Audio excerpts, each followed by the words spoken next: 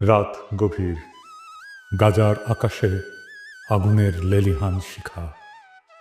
বিস্ফোরণের প্রতিটি শব্দ যেন আকাশকে ফুঁড়ে চিৎকার করে জানিয়ে দিচ্ছে এখানে জীবন আর মৃত্যুর মধ্যে কোনো ব্যবধান নেই।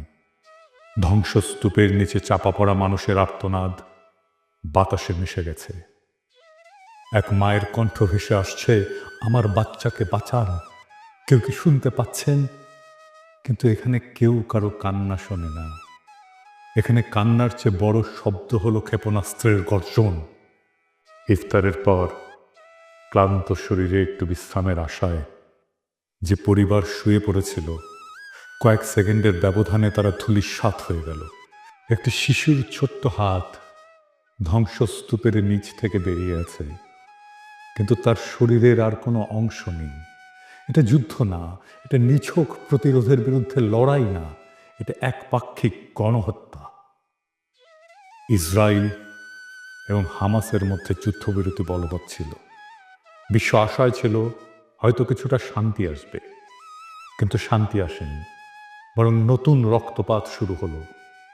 18 মার্চ রাতে কসাই নেতানিয়াহুর বাহিনী যুদ্ধবিরতি ভেঙে বেসামরিক মানুষের উপরে ভয়াবহ হামলা চালালো।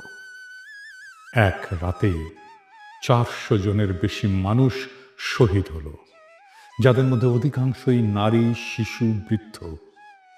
যুদ্ধবিরতি নয়, বরং সেখানে আবারও নির্বিচারে বিমান হামলা চালানো হলো। এক ফিলিস্তিনি সাংবাদিক বললেন, আমি ধ্বংসস্তূপের নিচে লাশের সারি দেখেছি। কিছু লাশ এতটাই ছিন্ন ভিন্ন যে চেনার উপায় নেই। একটা শিশুর কেবল মাথাটুকু খুঁজে পাওয়া গেছে।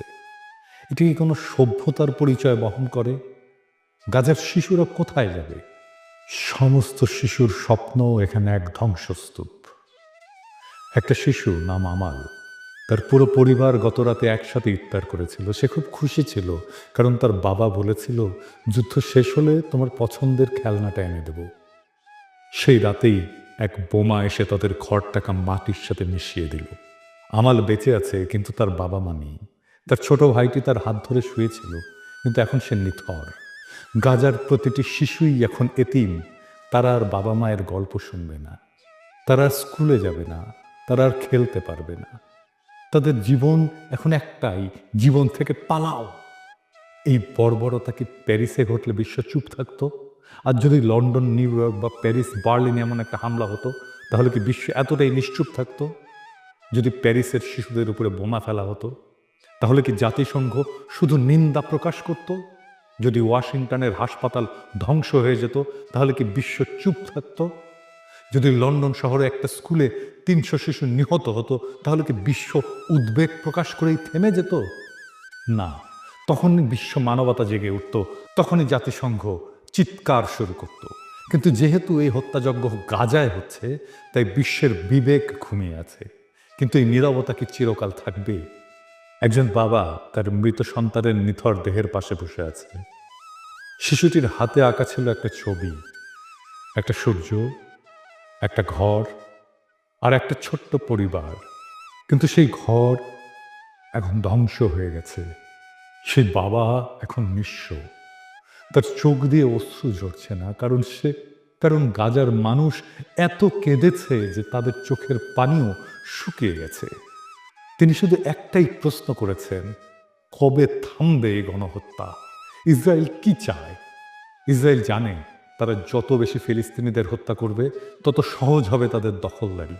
প্রথমে তারা ফিলিস্তিনিদের জমি কেড়ে নিল, তারপর তাদের ঘরবাড়ি ধ্বংস করলো, তারপর তাদের খাদ্য পানি বন্ধ করলো।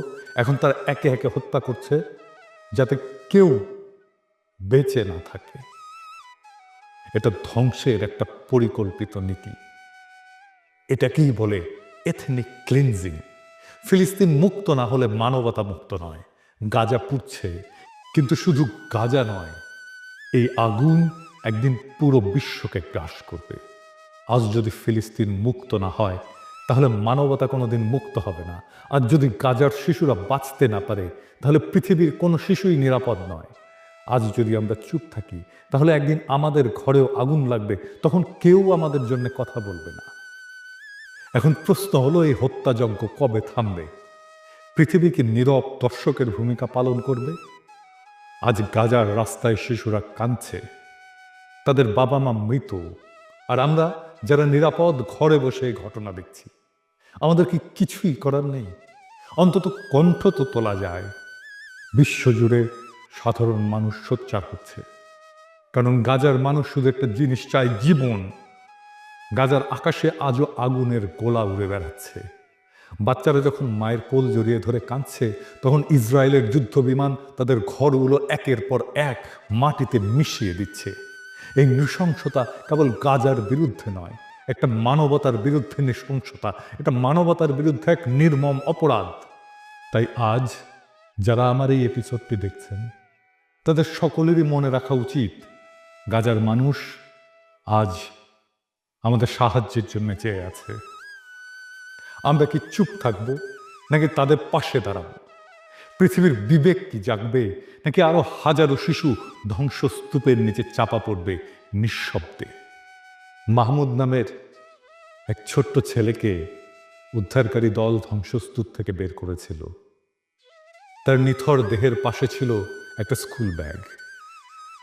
ব্যাগের ভেতরে লেখা একটা ছোট্ট চিঠি, আম্মু, যুদ্ধ কখন শেষ হবে? আমি কি বড় হতে পারবো? আমি ডাক্তার হতে চাই।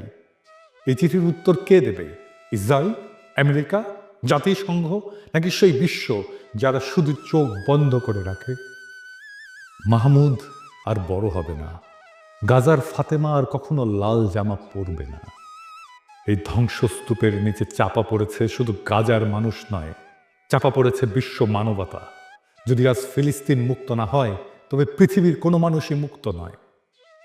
যদি এক জাতিকে নিশ্চিহ্ন করা যায়, যদি শিশুদের নির্বিচারে হত্যা করা যায়, যদি কারো ভূখণ্ড দখল করে পুরো একটা জনগোষ্ঠীকে শরণার্থী বানিয়ে ফেলা যায়, আর বিশ্ব কিছুই না বলে, তবে সেই বিশ্বে একদিন কেউ নিরাপদ থাকবে না। ফিলিস্তিনের লড়াই শুধু ফিলিস্তিনিদের নয়, এটা পুরো মানবতার লড়াই। কিন্তু একদিন সেই ধ্বংসস্তূপের নিচ থেকে যেদিন নতুন ফিলিস্তিন জন্ম নেবে, যেদিন প্রতিটি শহীদ শিশুর নাম স্মরণ করা হবে, যেদিন মানবতা আবার মাথা তুলে দাঁড়াবে, সেদিন আমরা গলা উঁচিয়ে বলবো, ফিলিস্তিন মুক্ত হয়েছে। আর সেদিনই মানবতা মুক্ত হবে। ফিলিস্তিনের স্বাধীনতা ছাড়া আমাদের স্বাধীনতা অর্থহীন। একদিন ঠিক ফিলিস্তিন মুক্ত হবে। একদিন সূর্যের স্বপ্নের শান্তির ভোর আসবে। একদিন পৃথিবীর মাটি, আকাশ, বাতাস মধুময় হবে। সেই দিনের অনাগত প্রজন্ম আমাদের অক্ষমতাকে, আমাদের কাপুরুষতাকে, আমাদের স্বার্থপরতাকে ক্ষমা করো। হে মহান সৃষ্টিকর্তা, তুমি আমাদের ক্ষমা করো। তুমি বৃথাই আমাদের শক্তি দিয়েছিলে। এই দীনতা, এই কাপুরুষতা, এই অক্ষমতার দায় আমরা নিলাম। Free, free, free Palestine. No more murder, no more lies. ইনকিলাব জিন্দাবাদ।